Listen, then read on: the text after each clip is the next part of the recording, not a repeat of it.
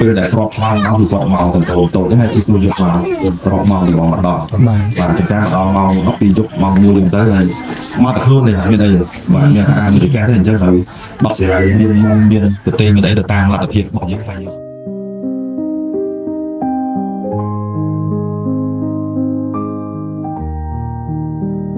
ក្នុងនាមរដ្ឋបាលស្រុកទេសស្រីក្នុងនាមខ្ញុំបាទតខ្ញុំពិតជាមានសេចក្តីសោកមកលើថៃឡែនដែល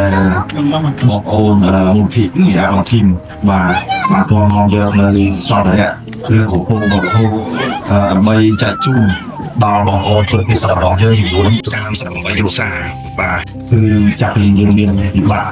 លើកទី1រយៈពេល5ថ្ងៃរហូតដល់វិបត្តិលើកទី2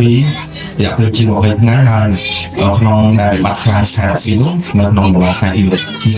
52គឺបងប្អូនជនពិសេសដែលបានស្នាក់នៅ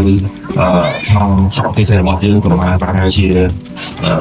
ជិត20000នាក់បាទដូចជាគ្រួសារប្រហែលជា6000គ្រួសារជាងហើយ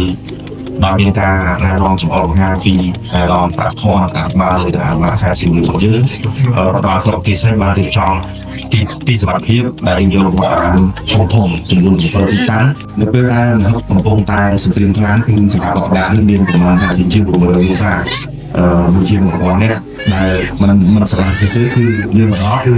ក្នុងកក់ក្នុងពធាក៏ពេញថាតាមបាទខាងក្រៅទៀតរោតាមជួងគឺពេញសិតតែមកអុយជំនាន់ទីសិតពេលដែលគ្រាប់ខ្លាំងមកគឺគាត់មកកន្ត្រូលតូចហ្នឹងគឺយកមកគ្រាប់មកម្ដងបាទចង្ការដល់ម៉ោង12យប់ម៉ោង1ហ្នឹងទៅហើយមកតែខ្លួននេះមានអីបាទមានអាមេរិកទេអញ្ចឹងហើយបកស្រាយមានប្រទេសមានអីទៅតាមលទ្ធភាពរបស់យើងតែយើងខ្វះខាតយើងស្នើទៅឯកឧត្តមស្មារតីបាទដឹងឃើញថាមានគាត់ចង់យកឲ្យទីខែប៉ុន្តែដូចនេះ